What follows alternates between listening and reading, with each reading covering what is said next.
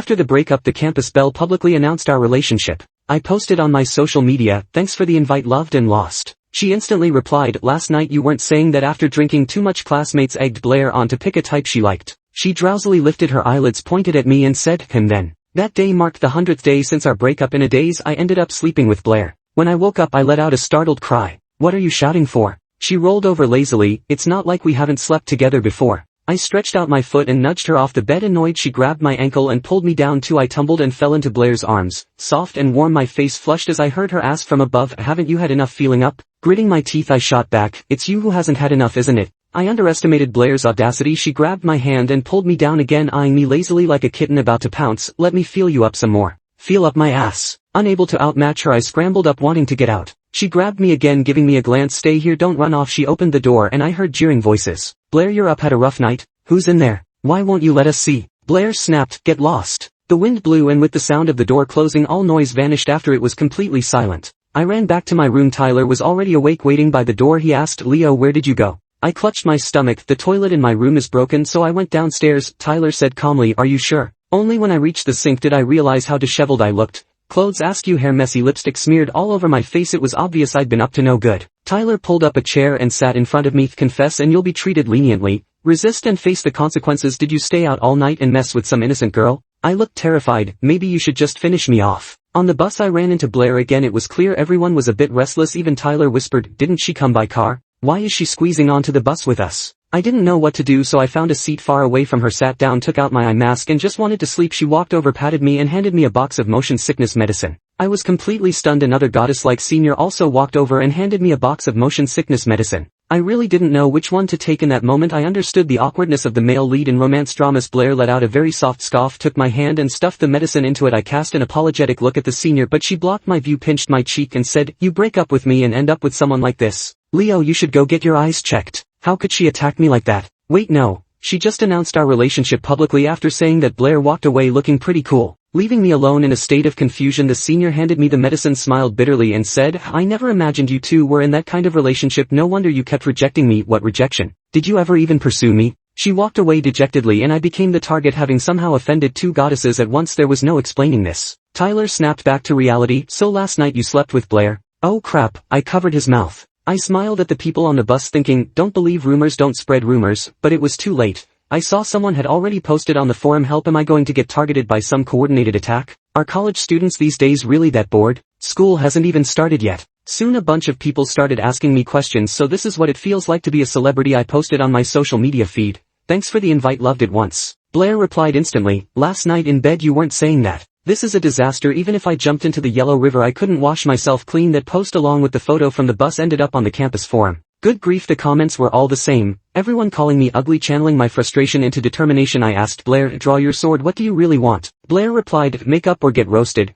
Your choice." I couldn't stop laughing, as if making up would stop the roasting. Blair thought for a moment and said, "Fair point, but having a buddy to get roasted with? You're coming out ahead." Narcissist. I blocked her. The reason I didn't delete her was because I couldn't bear to erase our chat history, even though there wasn't much of it. Blair liked voice calls, and back then I'd often hide out on the balcony staying up all night with her on the phone. Everyone knew I was in love, but they didn't know it was Blair. They thought I was in an online relationship, and the kind where you get tricked by a catfish. Blair isn't a catfish. Xiaohua Bookstore prohibits unauthorized reproduction. But she is a heartbreaker. Xiaohua Bookstore prohibits unauthorized reproduction. We broke up. Xiaohua Bookstore prohibits unauthorized reproduction. Because she wronged me even though she kept insisting she didn't. I didn't believe her. I saw it clearly. That guy messaged her, "Baby, wanna log on?" I told her we were done and she didn't even try to stop me. Xiaohua Bookstore prohibits unauthorized reproduction. She didn't even try to stop me. Xiaohua Bookstore prohibits unauthorized reproduction. She just asked, "Are you sure?" I was sure, absolutely and positively certain. She never spoke to me again after that. At first I thought if she just coaxed me a little, given me an explanation, maybe I would have forgiven her, but I forgot. She's Blair, after all, the princess of Shanghai's social scene. How could she ever stoop to coaxing anyone? 100 days. It took me that long to finally move on, and then she had to come stirring things up again. She's truly the worst. I went back to the dorm and just crashed. Dreamt of that bitch Blair again, holding some guy's hand, and she called me ugly. "You're the ugly one." I wanted to retort but couldn't get the words out. Hearing the phone ring I woke up drenched in sweat. It was Blair calling. "What? Come downstairs." No way. I was about to hang up when she threatened to shout until I came down. I sneered, "Who's scared? Go ahead if you're not afraid of the dorm supervisor yelling at you." Then I hung up. I pricked up my ears and actually heard Blair calling my name. Seriously? Going this far? I threw on a jacket and went downstairs. Seeing me she stopped shouting. Too late, she'd already caused a commotion. I dragged her into the grove, bumped into a couple kissing, and she chuckled softly, tracing my palm as a hint. I pulled her back out. Blair let me lead her, surprisingly patient. Reaching a clearing, she glanced around. You want it here? That could work too. Get lost. I let go of her hand, crossed my arms and said, spit it out if you have something to say. She suppressed her smile and handed me the bag she was carrying. Mango pomelo sago. Every time I got carsick before, I'd crave mango pomelo sago and she'd run out to buy it for me. Pathetic, right? That a cup of mango pomelo sago could make me so happy. I didn't take it, just stared at her. Blair, what exactly do you want?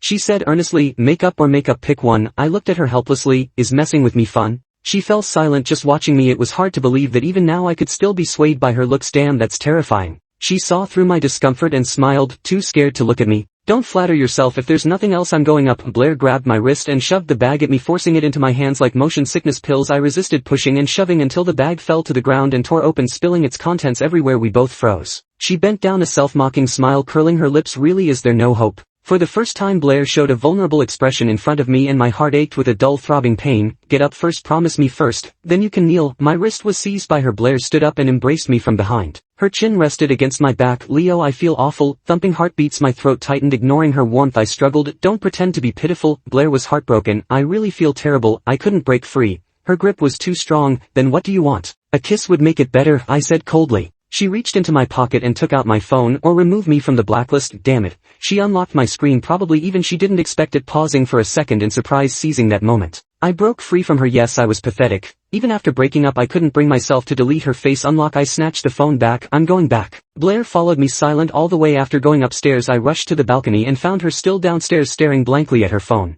Leo, wake up. Blair posted on the campus forum saying she likes you. I jolted awake, thinking I was dreaming. Tyler tossed his phone to me. See for yourself. I'm Blair, no code, confessing to Leo from class 3 business school 14th grade. I really like you. Will you give me a chance to pursue you? There were blessings, onlookers, and some sarcastic remarks like, the campus Belle's taste isn't that great, just average. She comforted that person, as long as he's better than you. Her close friends all chimed in, as long as he's better than you. That comment got pushed to the top of the forum. I couldn't help but add one too, as long as he's better than you. Then I pulled Blair back into the chat. I just typed a few words when she instantly messaged, awake. She sent a screenshot, typing, I haven't slept all night just waiting for you to come find me. I asked, why did you say those strange things? Blair was puzzled. Isn't the campus forum for confessions? You blocked me, so this was the only way. I was a bit speechless. Couldn't you have texted? After a moment, Blair replied, next time I'll text, but this works too. Letting everyone know you're mine. Let's see who dares to flirt with you now. I told her she was overthinking it. No one's hitting on me. Blair said they must be blind, but luckily I'm not. I pursed my lips and asked her, if you like me, why did you break up with me? What were you thinking?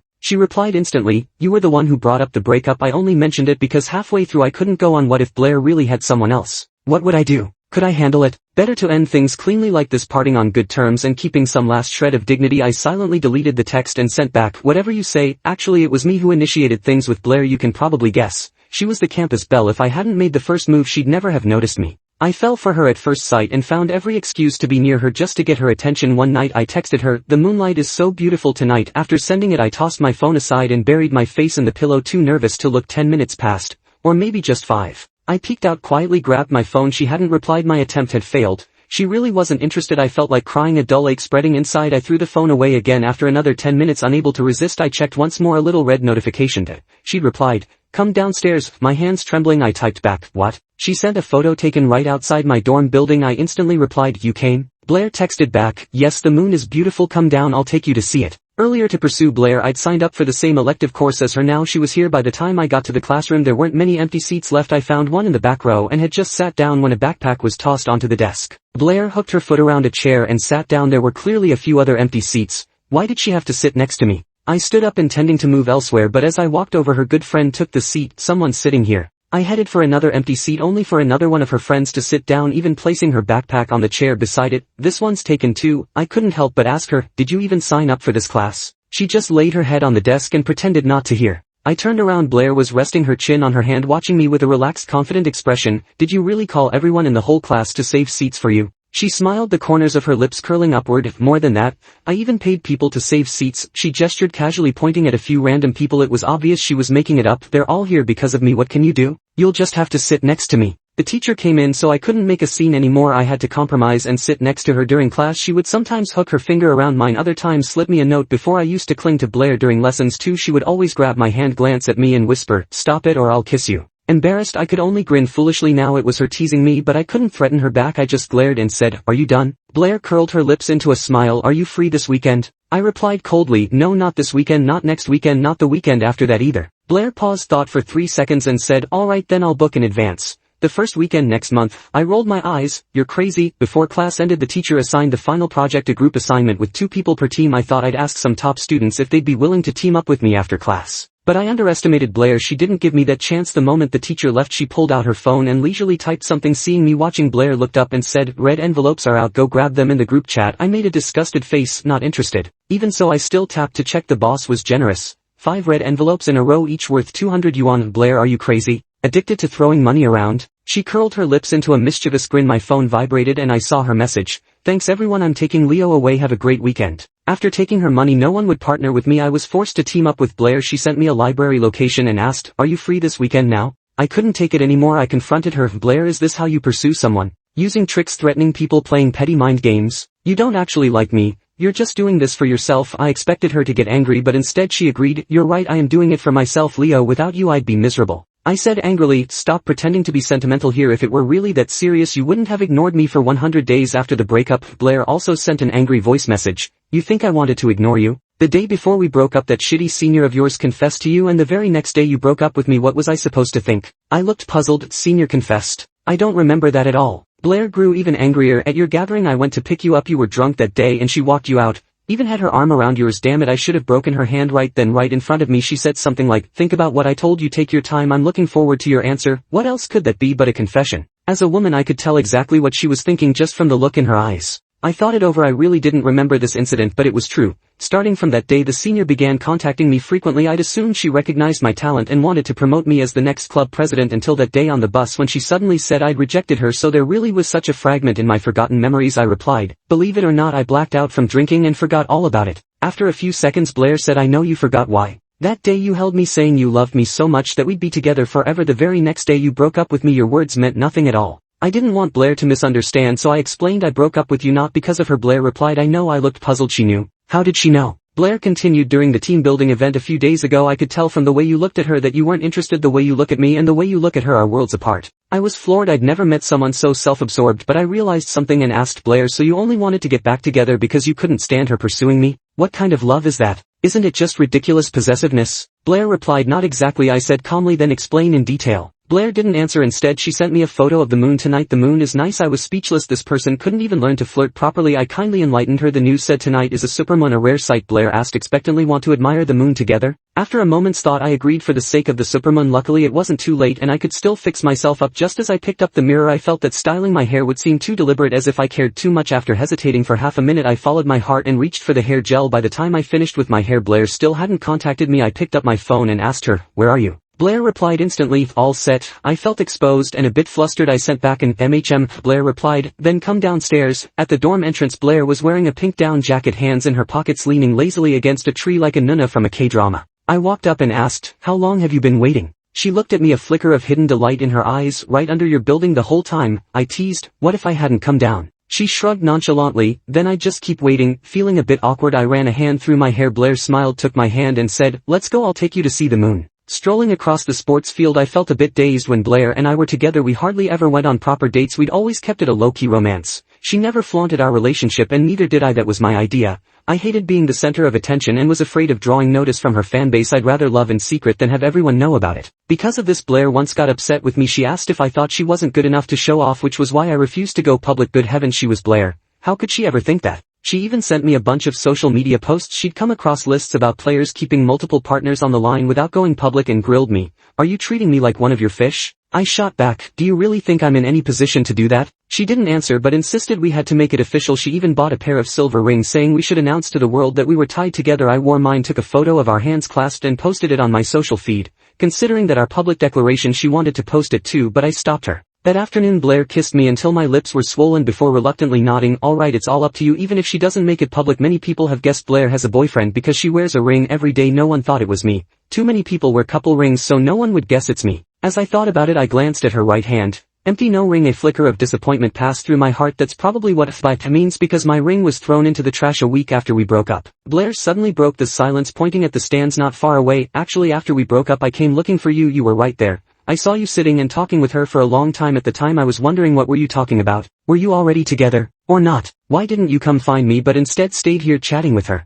Why after breaking up could you move on so quickly while I was like an idiot unable to even eat? Blair's voice grew softer and softer until she couldn't speak anymore. The long silence reminded me of the past. This incident Blair mentioned, I knew it. After the breakup I was in a terrible state. Tyler noticed and took me out for walks every day while he jogged with his girlfriend. I sat with my senior watching. I don't remember what we talked about, only that I was so sad thinking at the time what a pity. Blair was on the Lady Raiders. She loved basketball so much and I'd never even played with her before. When she asked me to bring her water I always made excuses. If I could do it over I'd definitely stand with her in the sunlight, hand her the water and tell her how dazzling she looked playing basketball, how much I adored her. Blair curled her lips into a smile. A self-mocking one. She hooked a silver chain from her neck and a pendant fell out from under her clothes, flashing a blinding light. I looked. It was the ring. So Blair had never taken it off, just hidden it. That day after everyone left you sat here for a long time. I finally mustered the courage to come talk to you and then I saw you throw something away. I had already anticipated what would happen next and just as I expected Blair took a ring out of her coat pocket and said, I searched through the trash for a long time before I found it. Luckily I did. Blair looked at me just like the first time she handed me a ring.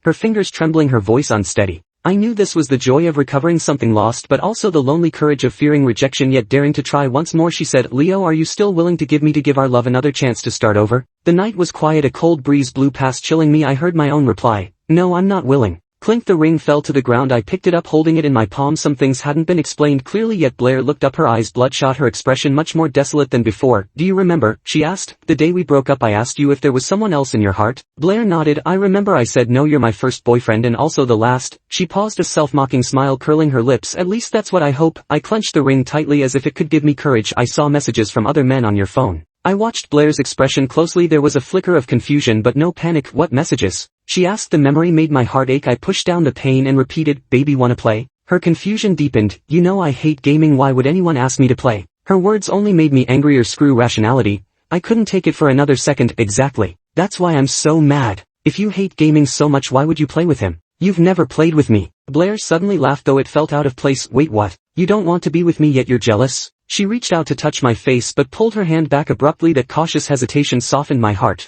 but only for a moment. Since I brought it up I had to make it clear I didn't want to leave things ambiguous. I took out my phone and said, I even took a screenshot. Wait a moment. This screenshot, I never deleted it. Maybe deep down I also longed for a chance to clear things up. It's him. Blair took the phone, looked at it for a while and shook her head. I don't know him. She nodded, pulled out her own phone, searched for his WeChat name. No contact name saved. I could only hope he hadn't changed it. If he had, it'd be impossible to find. Blair searched through her chat history. Baby, good. This time only 2 chat windows popped up. One mine with the WeChat name and the profile picture. Both had been changed. Blair handed the phone back to me and said, see for yourself, I'm not lying. I really don't know him. There were also unread red dots. The latest message from him said, sorry senior, wrong person. Scrolling up from 2 days ago he asked, senior, do you have a boyfriend? Further up another, sorry, wrong person, and above that the one I saw, baby, wanna log on? I raised a question. With so many messages not a single one was replied to. Blair nodded, saying there were too many messages and they just got buried after the breakup. I waited for your messages every day and didn't have time to scroll through my phone. I flipped through her chat list and saw many unread conversations, mostly group chats along with a few from people I didn't know. She had pinned me and her friends at the top. Aside from the pinned chats she hardly replied to anything. I also saw my own contact name, husband, which had never been changed. Blair took the phone back and sent a message to that guy. Just saw this, I have a boyfriend now. She clicked send but it didn't go through. A red exclamation mark appeared. She had been deleted. It was a bit awkward. Blair scratched the tip of her nose, slipped the phone into her pocket and asked me, do you believe me now? I felt my current mood was rather strange. I had been upset over this for more than 3 months. Blair also found it ridiculous and asked, why didn't you just ask me? I retorted, well, you didn't ask me either, did you? She didn't even ask me, just assumed I had fallen for someone else and even spun a whole drama in her head. But thanks to that she came back to me out of jealousy. Otherwise we definitely wouldn't have had the chance to stand here chatting. We faced each other, locked eyes for a moment and suddenly both laughed. Turns out when it comes to love we're both cowards, afraid to face it. Blair curled the corner of her lips. So is everything cleared up now? I shook my head, pretty much, but it still needs some observation. This time I didn't want to be a coward anymore. You should clean up your list. Before I'd also wanted Blair to clean up hers, but I always felt it wasn't magnanimous enough, so I never said it out loud. Now that I think about it, who cares about magnanimity? Love just makes people petty. I have no interest in sharing a girlfriend with others. Blair nodded. I'll delete all the people I don't know when I get back. Actually, it's not really Blair's fault. She's in the student council, so she naturally adds classmates, and among them there are plenty who have crushes on her. Blair teased, if you had agreed to let me show off our affection earlier. I shot her a glare and she didn't dare finish her sentence. So you're blaming me? Blair pouted. How could I dare? I mean, when others see I have such an amazing boyfriend they'll surely back off. I smiled. Really? You didn't see it? I was being torn to shreds online. Blair stood on her tiptoes burying herself in my arms and lowered her voice. Now will you give me a chance? I nodded. This time it's your turn to chase me. I meant for Blair to pursue me, not to go crazy. After seeing Blair back to her dorm, I had just returned to mine when I saw her send a 2000 yuan red envelope in the group chat saying, "Here's some wedding candy for everyone," with hands softened by gifts. Everyone offered blessings. The spectacle was posted on the campus forum. This time no one cursed me. They all asked, "New here, how do I join the group?" Even Tyler came to bother me. "Leo, can family get special treatment? Pull me into your group." I told Blair about this, and after a moment of thought she replied, "Should I treat your friend to a meal?" Her train of thought is really something else. Blair sent a smug voice message. "See? They're all blessing us. I told you it wasn't that scary. You should have agreed to let me show off our relationship sooner." I sent a polite smiley face. "How long have you had this symptom? Mistaking demands for money as blessings? Blair, you should go get your eyes checked." Blair replied instantly, "No need for a checkup. My vision is so good even doctors would be impressed." I had nothing to say to that. An hour later Blair sent me a screenshot. Her WeChat contacts were down to just 278. All cleared out. Do I get a reward? I sent a cute emoji and said, "Your reward is finishing that PowerPoint." Blair whined, "So heartless. At least reward me with a kiss." I chuckled, "Go to sleep early. You can dream about anything." By the time I washed the hair gel out it was already late. But I wasn't sleepy at all. I was buzzing with energy as if electricity was coursing through my whole body. I couldn't stop smiling, my lips curling up uncontrollably. Tyler sighed. "Spring has arrived." I told him to cut it out. He pulled up the covers and said, "Going to sleep first." Blair also told me it was late and time to sleep. I replied, "Can't sleep." Blair chuckled. "Actually I can't sleep either." I smiled, realizing I wasn't the only one awake. It felt even sweeter and my cheeks ached from grinning. I rubbed my face and saw Blair's message. "Let me help you fall asleep." She called, but I didn't answer, saying, "Tyler's asleep, it's not convenient to talk." She replied gently, "No need to talk, just answer and I'll tell you a story." Actually I used to tell stories to help her sleep too. As I've said, Blair really enjoys calling. Sometimes we chat too late and I'd insist she rest, telling her a bedtime tale. Blair's soft hushed voice came through the line drifting into my ears. "Are your eyes closed? Tuck yourself in and don't kick the blankets off." One day Little White Rabbit went to find Little Black Rabbit. I don't remember when I fell asleep. When I woke up I saw a message from Blair sent after 2 a.m. "Good night, thank you for coming back to me and giving me the chance to keep loving you." It felt a bit cheesy but I couldn't stop my lips from curving into a smile. I replied, "Thank you too for always waiting for me." Going public with our relationship wasn't as scary as I'd imagined. New gossip kept replacing the old every day. At first people would stare when we walked across campus, but eventually no one paid us any attention anymore. Especially recently, our school's basketball team was scheduled for an exhibition match against the neighboring university, so everyone's focus shifted to the game, leaving no room for gossip about romance. However, Blair's way of pursuing me was rather peculiar. After treating Tyler to a meal she bought him a full set of skins in the game. He immediately switched sides, dragging me to hang out with Blair every day. Over time Blair and I, along with Tyler and his girlfriend, often went on double dates together. Blair even complained, "What should we do? Having overly effective wingmen isn't always a good thing.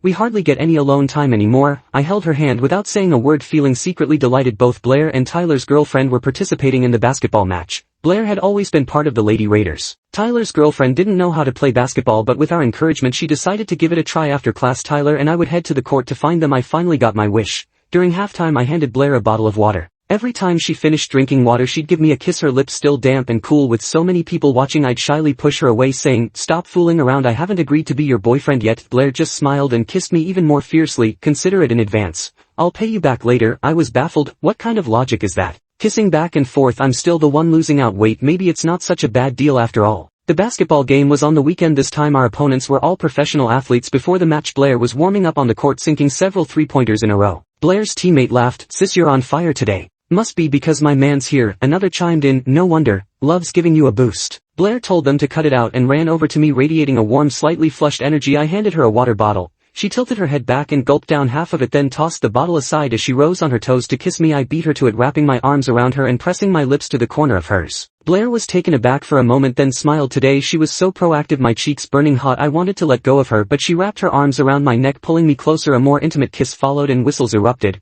Many people were cheering. I pushed her away, my breath uneven. She took my hand and said, "Wait, I'll win you a trophy." However, the situation on the court wasn't as good as we'd hoped. The opponents were all professional athletes and Blair alone couldn't match them, trailing by over 20 points. My heart pounded like thunder as Blair stepped up for her free throws. Unable to contain the surging impulse, I shouted out, "Go Blair." Blair paused her dribble, caught the ball and glanced my way with a curved smile. She mouthed words I could read. "Watch me." Turning back to the basket, her expression shifted, eyes resolute. She raised her hand, shot, and the ball swished through the net. In both free throws made, boosting the team's morale. In the second half, Blair seemed like a different person, attacking fiercely and engaging in intense physical confrontations with the opponent from the sidelines. My heart was pounding in panic. I didn't care about any trophy. I just wanted Blair to stay safe and return to me unharmed. A whistle blew and the game ended. We still lost by 8 points, but it was a glorious defeat. Hey, nice game, Sophia smiled and said, thanks, you weren't bad either. The other girl laughed, of course, let's play again sometime. She turned around and I saw the name on her jersey, Sophia. Then I saw her walk up to a guy. The guy said something and she laughed, stood on her tiptoes and kissed him. What are you looking at?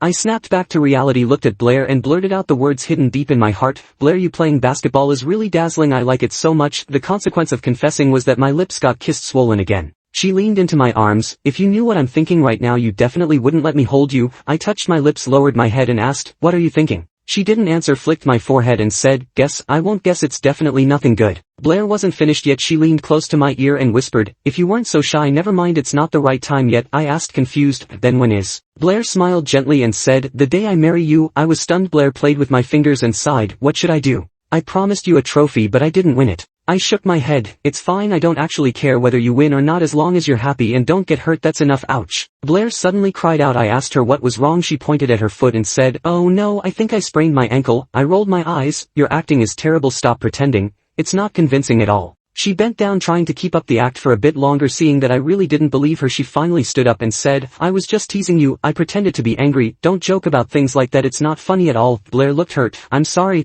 Then, as if she had no limbs of her own, she leaned against me again and I had no choice but to hold her. Blair smiled. Leo, does this mean I can make it official? I knew exactly what she meant but played dumb. What are you talking about? I don't get it. Blair stood up, cupped my face in her hands. Then I'll kiss you until you understand. I pushed her away, laughing. All right, I surrender. It's official from now on, you're my girlfriend. Blair cheered, yes, and leaned in again. I asked what she was doing now. She grinned mischievously. At a time like this, of course we have to kiss to celebrate. Help me, why did I have to fall for a kissing maniac? After we got together, Blair developed a new hobby. Walking around the track every night, we'd stroll hand in hand, lap after lap, neither of us willing to head back first. As a result, we'd always return right at curfew. Even the dorm auntie knew I was dating someone, and that my girlfriend was a real knockout. Blair looked up at the moon. The moon is really beautiful tonight. I held her close and glanced upward. It is, but not as beautiful as you. Blair blushed, then chuckled as a thought struck her. Remember when you were chasing me and you texted me, the moonlight is lovely? Of course I remember, how could I forget? Thinking back now, it's a bit embarrassing, but I'm curious. What were you thinking when you saw it? Blair blushed shyly. At that time I thought, how could there be such a silly boy? Even his confession was so subtle. I sat up, not wanting to engage with her anymore. Blair persisted, snuggling back into my arms and wrapping hers around my waist. Later, that silly boy moved into my heart and never left. I smiled. Not bad, that sounds like something a human would say. Blair sat up, took both my hands and looked at me. Leo, there's something I've wanted to tell you for a long time. I straightened up, feeling a bit nervous. What is it? Blair smiled and slowly, softly spoke those words. The stars are brilliant, the moonlight dazzling, but in my heart neither compares to you, Leo. You are 10,000 times more radiant in my heart than any scenery. Without you I don't even want to look at the moon. Blair added awkwardly, seems like that's more than one sentence, but so what? I held her tightly. Blair really likes you too, Moon. Thank you for bringing her back to me. This time we won't be cowards anymore, we'll hold hands and walk through this lifetime together. Please bear witness. Extra. Later, Blair really did go golfing with Sophia. In one swing she even won. I asked Sophia, did you go easy on her? She shot Blair a glance, took a sip of water and said, I told you not to make it too obvious. Even he noticed. Suddenly I heard someone singing. Turning around I saw Tyler's girlfriend walking onto the court holding flowers. Behind her were Sophia's boyfriend and Blair's close friends. I was confused. What was going on? Sophia's boyfriend brought out a cake shaped like a trophy and handed it to me. I took it, still feeling a bit dazed. Blair smiled and said, Leo, the trophy we owe you. Here it is today. She handed me a fork and said, cut it open and see. Could it be what I was thinking? I split the trophy open. No ring inside, just chocolate lava flowing out. Blair smiled and said, try it. Didn't you always say you wanted to eat a lava cake? I couldn't quite understand. You went through all this